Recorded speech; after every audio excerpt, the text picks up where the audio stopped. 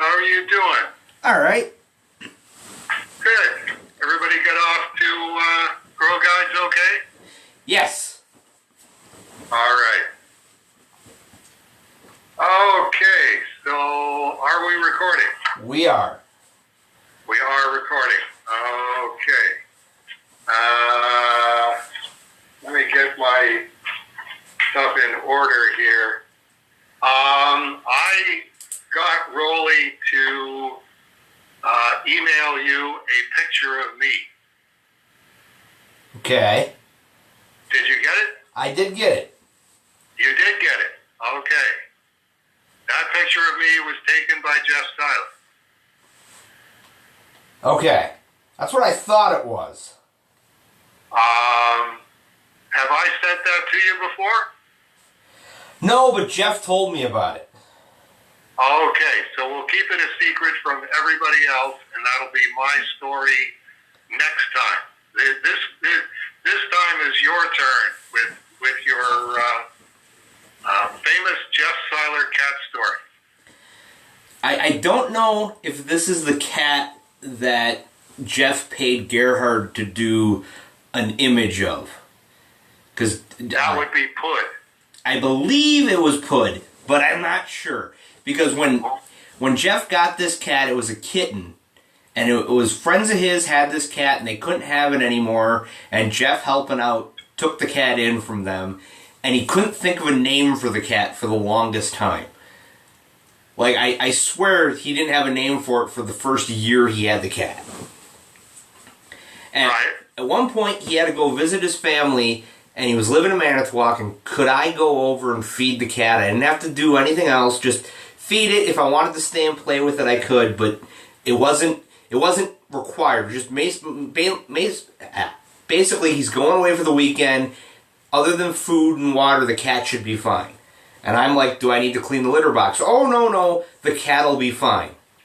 Okay. So the second time I went to feed the cat, because it was like he left on Friday night, I went over Friday night just to make sure the cat was okay.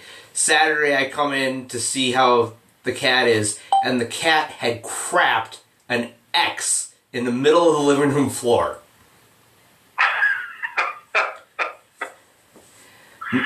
Okay. 9 little turds in the shape of an X, and I walked in and looked at it, and I'm like, I don't have a camera, and Jeff's not going to believe the cat did this.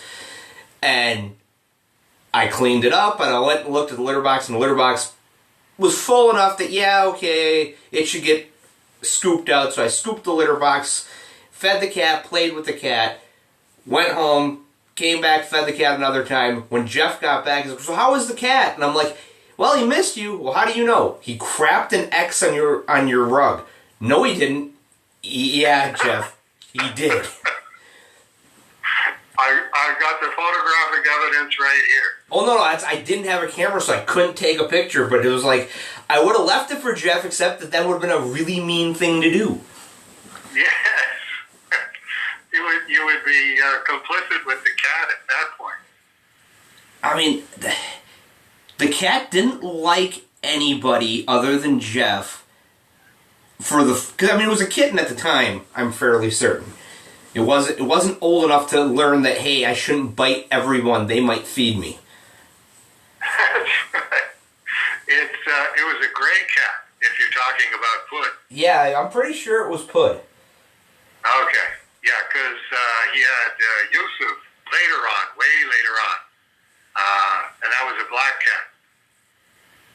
Did Yusuf get out and never come back?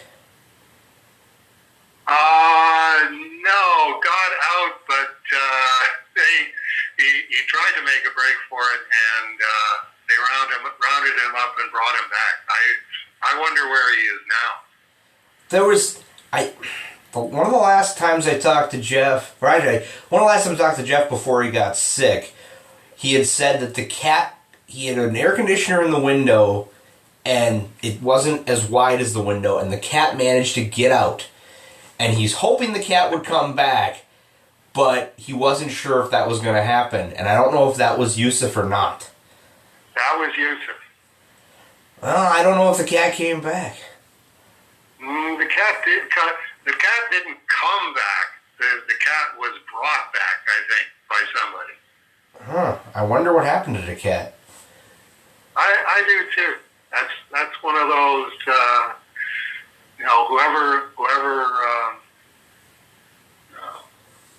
got the task of cleaning out Jeff's apartment, probably his half sister Linda. It's okay. Well, what are you going to do about the cat? And all I knew was that the first in line to care for the cat anytime Jeff got called away or something happened was his friend Lisa, and that's the only thing that I know about Lisa, was that she was the first in line cat care person. Okay. So yeah, I haven't heard. Yeah, that's a funny thing about animals. They do understand that feces is a very good way to express your disapproval of human beings or anybody else. I think that transcends species of all kinds. Well, I mean, Jeff's cat, it didn't want to cuddle with me, but at the same time, when it got really lonely when Jeff was gone for the weekend, by the last feeding it was, "Oh, you're here. I guess I like you." Well, I always maintain it's like cats like anybody who feeds them. I mean, and the better the stuff that you feed them, the more they like you. Which is why I always cat lovers don't agree with me on this, but when I see signs that say "lost cat," it's like the cat isn't lost. The cat found a better offer, and as soon as the cat decides that the cat disapproves of whoever they're with right now, then the cat will come back and go, "Okay, did you miss me? Let's see what kind of food you give me."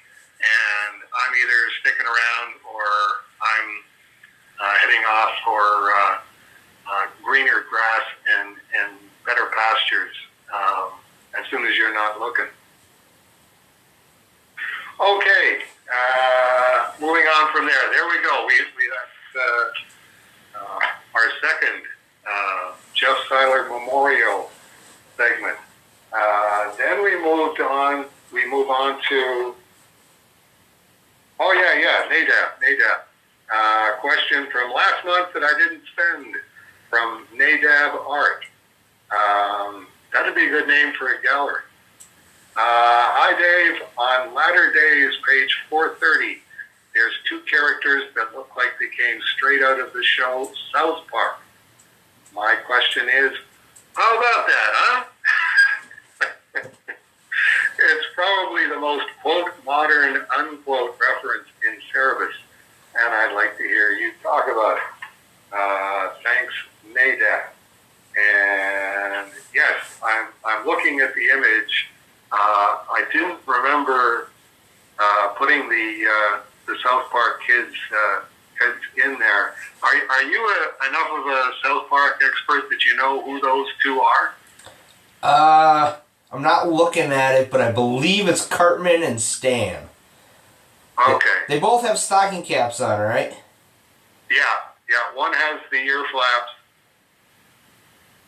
Oh, yeah. I guess they both. Anyway, yeah. That's all that I know about South Park. What I'm curious about looking at it is that was February 2003, which means I didn't have my television anymore because that went summer of 2001.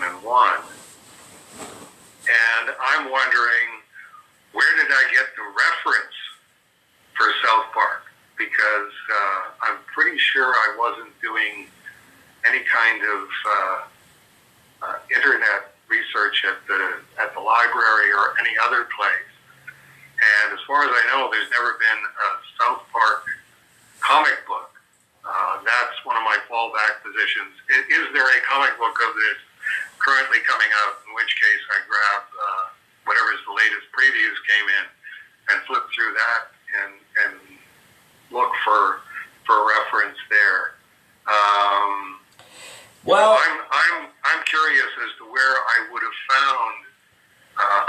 name I know from South Park is Cartman because it's a very funny name for a little kid. Well, it could have been you could have been at the library doing research because that would have been the lead up to 289, 290. Right. So I'm assuming that there must have been an image in the newspaper because the show came out in 97. This was 2003, so that's what, 6 years later. Yeah. I think the movie had come and gone by that point. Yeah, I mean, it was even Dave Sim had heard of South Park by that point, which tells you it's a real cultural touchstone. I find it a very funny image. I was very happy with the whole Mia Farrow, Woody Allen ending on latter days. And it's one of those, I look at the image and I go, see, for progressives, this is, hey, look at our great family. And it's like, for me, it's, no, this is pretty weird. I mean, I'm not I realize the progressives would view me as a racist for saying, no, this doesn't look like a family to me, which is one of the reasons that I put Will Eisner's Ebony White in there, was, okay, this is how strange this looks to me, although I'm sure it doesn't look that strange to you.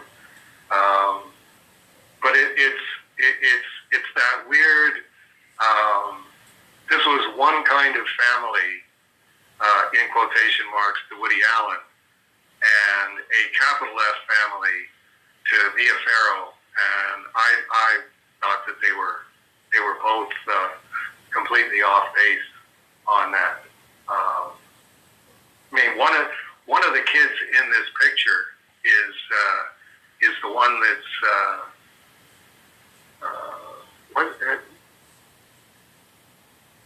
I'm trying to remember his name. His last name is Farrow, and he's the one that's been basically Rowan. What's that? Rowan. Yes, that's the one. And it's like I really find that odd to have an adopted. Well, is he the adopted son or he's the natural son? He's the natural son, I believe. He's the natural son. It's like one of those. I don't think that you can make the Woody Allen version of the Woody Allen Mia Farrow family normal in any kind of sense, and I don't think you can make the Mia Farrow version of the Woody Allen Mia Farrow family normal by any stretch of the imagination. And I think that's one of the things that has kept this on a slow boil for all of these many years. But it's very difficult to understand as a progressive, what is it that you find so completely deplorable about this? It just looks like two different versions of what a family is, neither of which seems to me like a particularly good idea. But I've been written out of the public record for so long. Nobody would care what Dave Sim thought about something like this. And I thought that the South Park kids fit with that. One of those, like, what these kids are like on the cartoon, and here they're being presented as, one big happy family. And, Joe Matt as a happy member of the Mia Farrow, Woody Allen family, that seemed appropriate to me.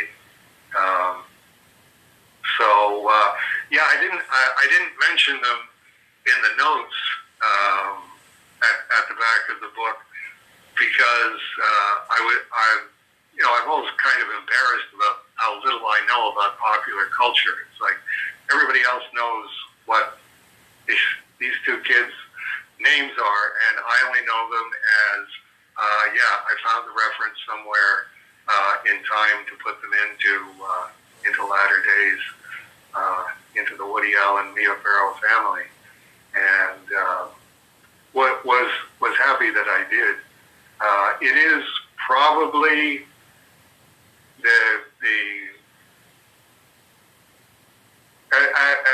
as Nadab is saying, it's the latest probably cultural reference coming on the scene in Cerebus's 26-year history that South Park debuted 7 years before the end, which segues into Baby's first tattoo.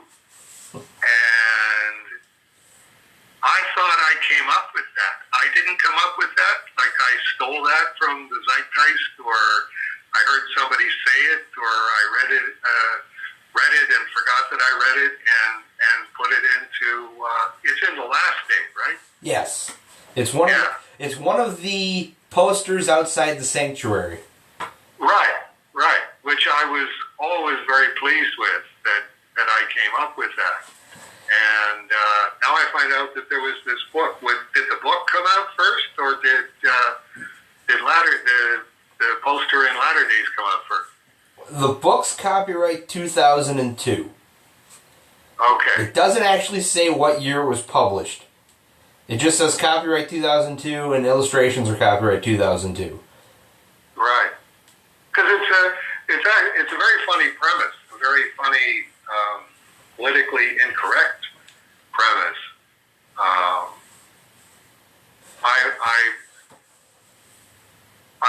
I'm wondering if it's one of those things where I thought I came up with it, and I read it somewhere, and it just stuck unconsciously in my mind, or it was one of those really weird ones where both of them come into existence simultaneously, and there's just no explanation for how they came into existence simultaneously. Where did you find it? Was it like just in a bookstore? Or? So when my nephew was born in 2004, my brother, somebody gave him a copy of the book, or he bought a copy of the book. Like, he might have been in a bookstore, saw it, and went, "Oh, that's hilarious." So when my niece was born, after that, I can never remember what year she was born. Because I'm a great uncle. Well, I wasn't going to say anything. No. Every year it's her birthday rolls around and it's, how old is she again? And Paula tells me, and I conveniently forget 5 minutes later. I think she's 3 years younger, so 2007. Okay.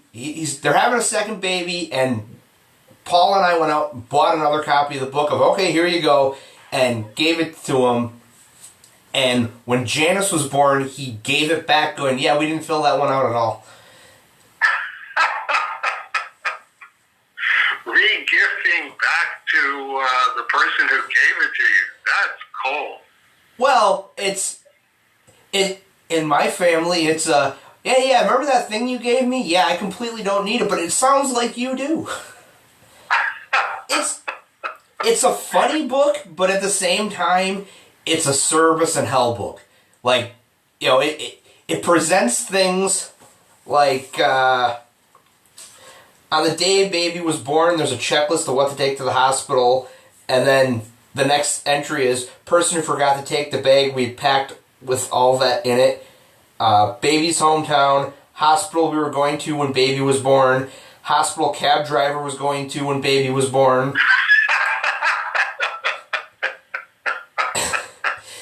Cause of traffic jam that kept us from getting to the hospital. Name of cab driver / policeman who helped deliver baby. Nationality of cab driver. I appreciate you faxing over the introduction. It was pretty funny too. But that's a very specialized sense of humor. I mean, that's one of those. I can definitely picture somebody getting that as a gift and going, "Oh no, we don't want this. We're good parents." Okay, so thank you for at least updating me on the baby's first tattoo. I should probably get a copy of that for the Cerebus archive. Just let future generations ponder over the question of who came up with it first. I think I'm going to look Jim Mullen, the author, up on the internet and see if he's on Facebook or something, contact him to find out if he's a Cerebus fan, and if so, if he inadvertently ripped you off. Yes, or even intentionally. I mean, that's one of those where we all let that kind of stuff slide around here. We're not real big on suing people for unauthorized uses of things.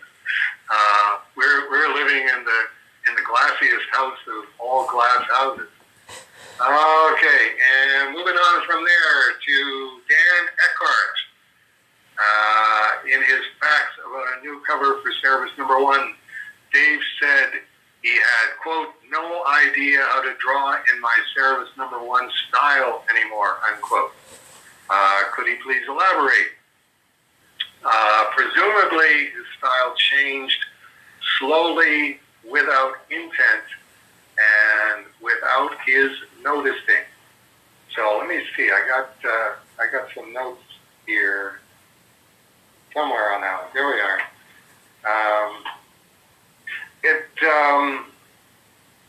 So we're gonna stop at that point. It has more to do with the inking. I went from obsessively trying to ink like Neil Adams and totally sucking at it to the point where I swerved into doing Al Williamson, looking at Al Williamson strips and trying to do that style instead of trying to do Neil. Then I was sucking less badly at doing Neil.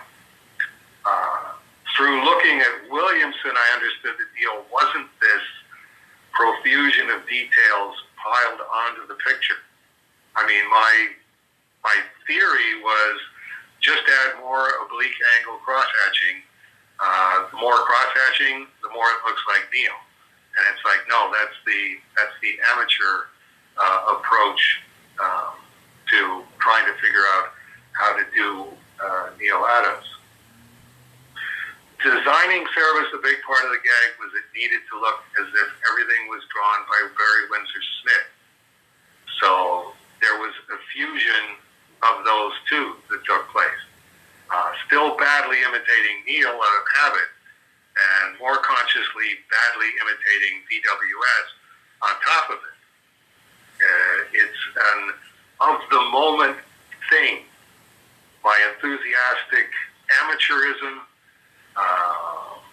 my ingrained Neil habits, and focus on BWS risks create, again, an of-the-moment artistic chimera.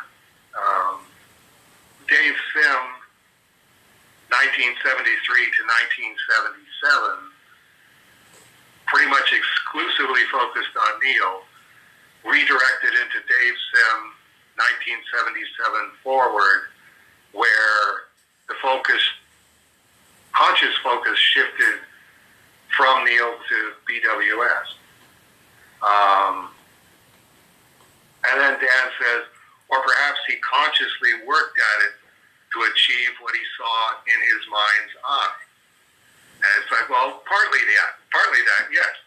But what I saw in my mind's eye was BWS Red Nails Conan pages with Chuck Jones and Robert McKimson animated aardvark cells on them.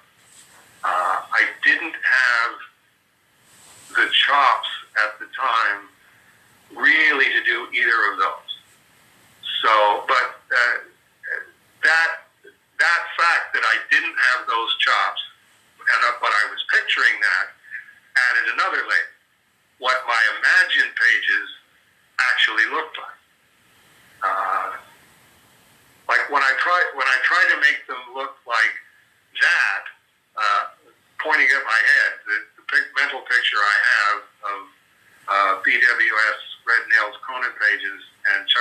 themselves.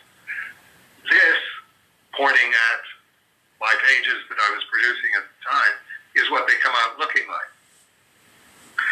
I was drawing frequently enough bi-monthly that I started to recognize my style. But that's very different from consciously creating a style. I was as much a spectator of the process as everybody in the audience was. Those two realities gradually move closer together. As I had more and more Cerebus pages to look at and refer to mentally, Cerebus pages I had done that I am remembering, this is what Dave Sim Cerebus pages look like. And the fact that I was no longer consciously doing Neil on a daily basis, and having built up a repertoire of fake BWS riffs, at that point, I end up between the artist I was and the artist I was becoming. I'm more frequently picturing what my work actually looks like instead of what I want it to look like. Then we have, I think, Dan says, I think the characters all look like they're going to look by Jacka's story. Yes, all the characters look like they're going to look by Jacka's story. But Jacka 1978 doesn't look like Jacka 1983, doesn't look like Going Home Jacka, doesn't look like Form and Void Jacka. I mean, as I'm going along, how I'm drawing Jacka is evolving, but they're all still Jacka. I mean, that's one of those, if you say to a Cerebus fan, picture Jacka, it's like, okay, which one did you picture? Beginning of Jacka's story, Cerebus number 6, number 36, the night before, issue 48, at the appearance in High Society. They're all Jacka, but different people have different iconic Jackas.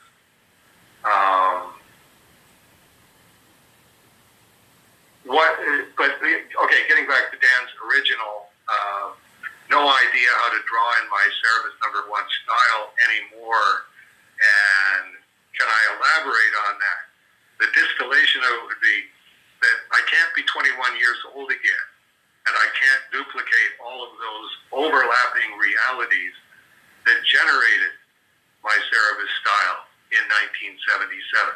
It's this weird internal Dave Sim mixture where it was a mental and physical meeting place between Neil Adams and BWS as I perceive both of them. And when I look at it, looking at it now, having had, since that time, more than 40 years of drawing experience,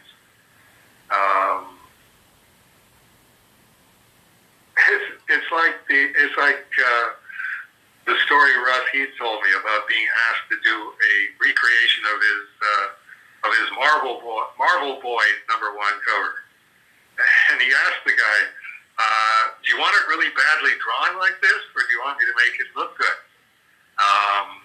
Which is a funny question, but it's definitely the question. When Russ Heath, at that point was looking at his Marvel Boy number 1 cover, it's like, I actually know how to draw now. Wouldn't you rather have this same cover, but drawn with more talent and more drawing education behind it? It is one of those weird things because Cerebus in number 1 is definitely the cover of Cerebus number 1 is in a weird category all its own, and I don't know why that is, but it definitely is. When I said a little while ago, might be overthinking this, trying to figure out how to make a steady living in the comic book field in my 60s, and then saying, okay, let's do this Aardvark, Short Sword, and Flames sketchbook covers. Essentially, that's what I was playing into. Is okay, where's the Cerebus hot button? We already found out, like, as soon as you do Cerebus number 2 instead of Cerebus number 1, you don't have the cachet of Cerebus number 1. Nothing has the cachet of Cerebus number 1. Aardvark, Short Sword, and Flames. Let's get it right down to basics, and let's see how many times we can make the trip to that well and still be able to auction them for a good price. And since I did those, having done 28 of them, I'm now starting to think I'm overthinking those. That what I have to do is actually do the Cerebus number 1 cover. And one of the things that pointed me in that direction was sending Heritage Auctions the originals for all of the all four or five Cerebus number 2 covers, and my revisited Cerebus number 1 cover that would be part of the same campaign. And Todd Ignite says, okay, thanks for these. Put all of the number 2 covers in their weekly auctions, the weekly online auctions. But the front cover for number 1, reimagined, is in their Friday, November 19th, session 4 auction in the catalog, in the Heritage Auctions catalog, which means they're looking for big things out of this. It's like, this is the big leagues. And I just got the catalog in today, and it's like, okay, well, I got to see it. I'm looking through the SI section in the back of the catalog, and I'm going, it's not here. It's not here. Todd said it was going to be in the signature auction. Why isn't it in here? And it's like, it's in the front of the catalog. It's like, are you kidding? The front of the catalog? The front of the catalog is like big stuff. I'm in between a Bill Sienkiewicz preliminary for a Daredevil cover and a BWS Vision splash from the Avengers on a 2-page spread. It's like, okay, like I say, am I really overthinking this? Because then I'm thinking, I'm just going to take the Cerebus number 1 cover, which is tiny. It's like size as the comic book, and just double it in size on the photocopier, trace it off, and let's do that really, really primitive, bad Dave Sim style, but watercolor it with really, really red flames, which I know how to do now. Having done, I think 14 of them are red flames, and 14 of them are yellow flames. And hey, Todd, here's Dave Sim's latest Cerebus number 1, and it looks just like the 1977, but Russ Heath style. Hey, I know how to do this accurately now, and let's see. Maybe I can make the front of the catalog again. Maybe I can make the front of every catalog.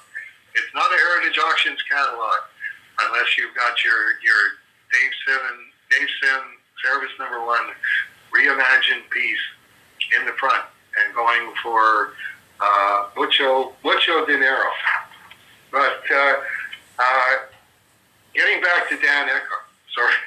sorry to digress that way, but it really did dovetail.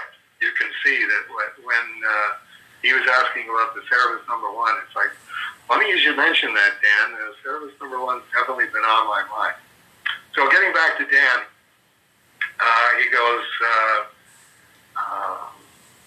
Charles Schultz's style also changed from when Peanuts started, but steadied eventually to the characters that we all recognize.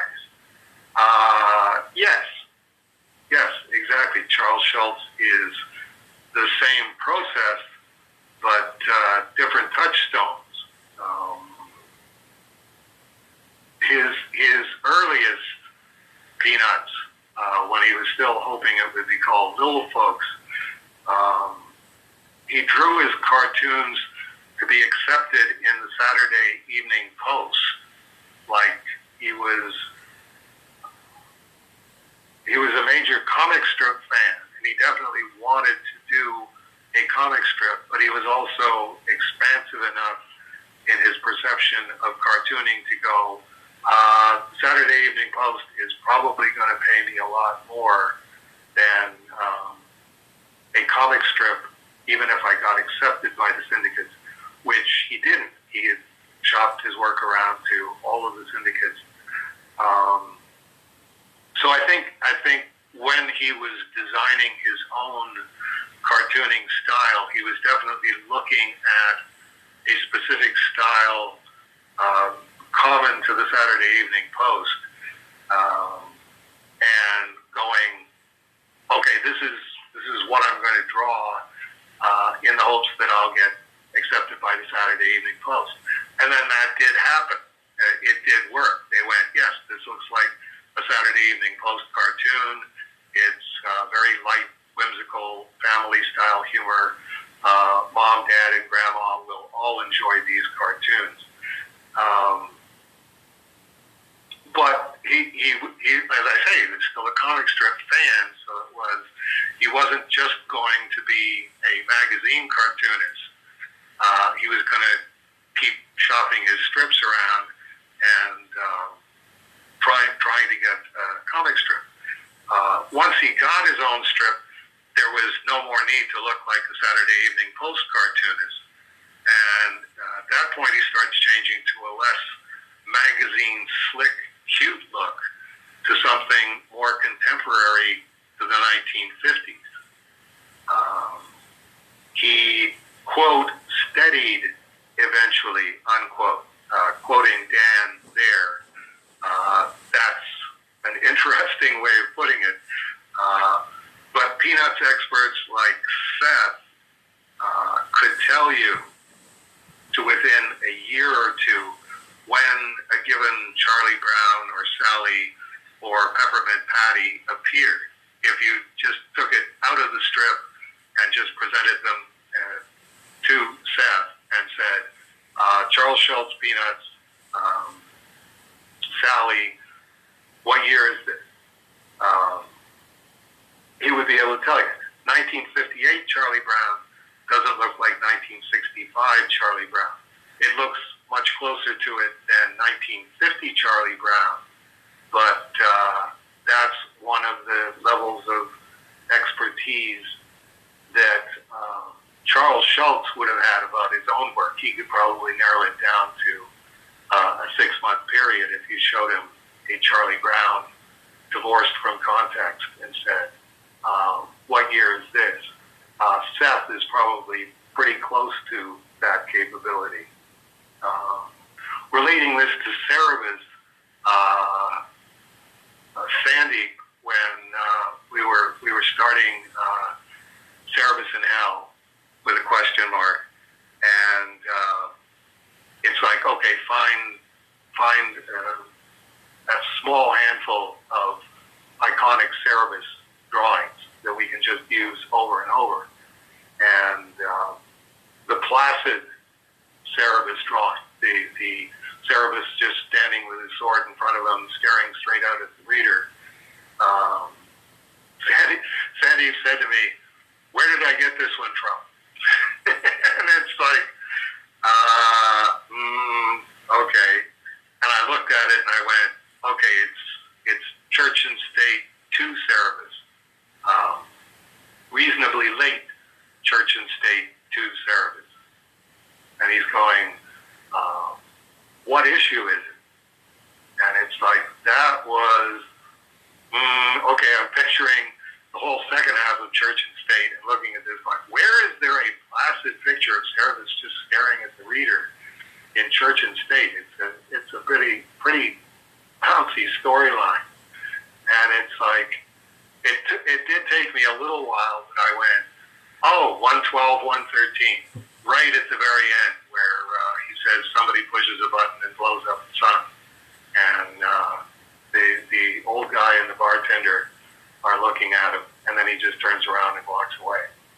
And it's like, yeah, that's where it was. But Sandeep almost stumped me on that. But as I say, I can look at a Cerebus drawing divorced from its context and tell you usually which graphic novel it's from. Dan goes on, do all artists go through this process? Are there some that never settle in? All productive artists go through the process because of the volume of work they produce. There are guys who just develop a certain facility and then just crank the work out at the same level for the rest of their lives. Jerry Lazar, when I interviewed him when I was 17 years old, said that about Stan Drake. Stan Drake hasn't, improved in the last 15 years or whatever. But I didn't think it at the time, but the more that I think it over, it's like Stan Drake's facility was orders of magnitude higher than everyone else's. The stuff he cranked out was better than 90% of the guys working in that style when they're absolutely pedal to the metal trying to do their best work. But even there, the work evolves or devolves depending on the level of engagement. Whether they have assistants, how much the assistants are doing, all of those questions enter in. Stan Drake, it was, always waiting for Heart of Juliet Jones to become something, and it certainly merited becoming something, just as a technical achievement. And then at a specific point, you're just going, this is never going to happen. I've been doing this for literally decades now, and this is just not showing up on the radar screen. That had more to do with the fact that it was a romance strip. Comics is, and certainly has been for the longest time, a boys' medium. Nobody was interested in Heart of Juliet Jones because it was a girly strip.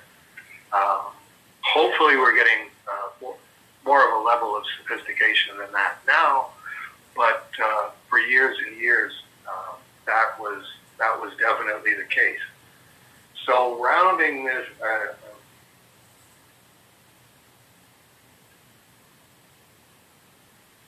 that's right. I answered that out of order. He was asking, what is it about the early style that Dave thinks that he couldn't do? That was the part of the answer that I gave, where I can't be 21 years old anymore. I can't be suddenly moving from Devotion to Neil Adams to trying to do a specific style for a specific effect, doing BWS. And I can't subtract 40 years of drawing knowledge just because I want to do this specific style. It really doesn't work that way. You can only be who you are when you're in the present context, and as soon as it's 10 years ago, it's 10 years ago. It doesn't matter which cartoonist it is. What was it that the guy said? Once a profound truth has been seen, it can't be unseen? Yeah. It might be a lucky guess rather than profound, but yeah, that's very definitely the situation, and also the fact that cartoonists are spectators to their own work. You don't really know what part of your personality, your mind, your brain, your soul you're using as an artist. You do go into a Zen state in an ideal situation where you're not consciously what you're doing what you're doing. You're just you're either trying to fix it because you couldn't get what you were trying to do, or it's just one of those wonderful pages that's just falling on the page exactly.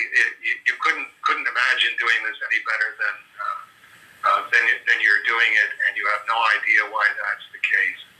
And you know you're just a spectator to that. And then after the fact, then you look at the work, and it's almost always much better. It's like Gerard used to have that experience all the time when the new trade paperback would come in, and he would be thinking about all of the anguishing that he had done about the backgrounds and whatever else. And this looks great. This is wonderful. What was I worried about? What was I complaining about? The same as when Todd Ignite told me that the Cerebus #1 cover was going to be in the signature auction.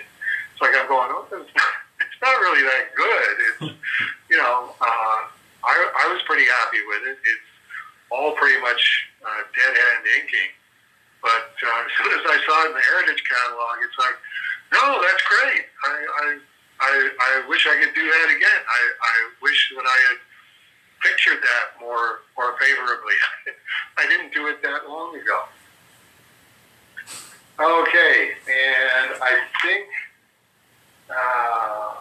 we're going to split the two sessions there, because I got the prayer time coming up, and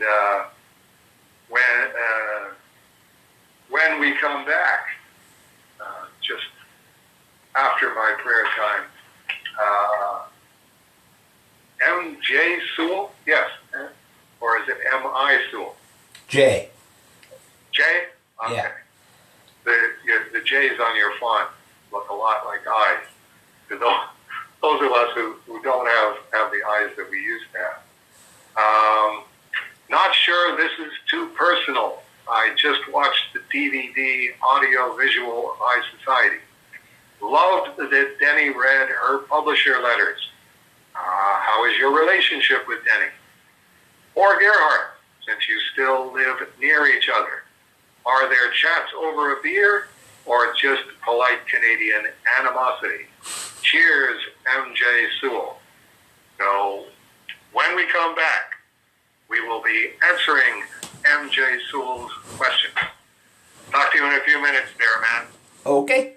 I'll be waiting.